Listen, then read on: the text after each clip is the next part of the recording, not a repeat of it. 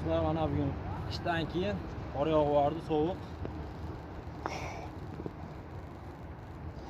Ustiga ham chiqdik. Kechki trenirovka.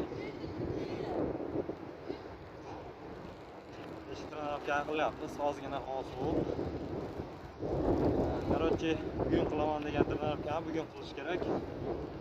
Magistr o'rnash kerak. Aytmoqchi bo'lganim, o'sha vaqt o'tib ketaveradi. Bugungi trenirovkani biroz bugun qilish kerak. Tezda vaqt o'tib ketadi, shuning uchun bugunlik trenirovkani bugun biroz qilish kerak. Kechki trenirovka burusda. Bo'ldi? Ana qizlar bizga kulib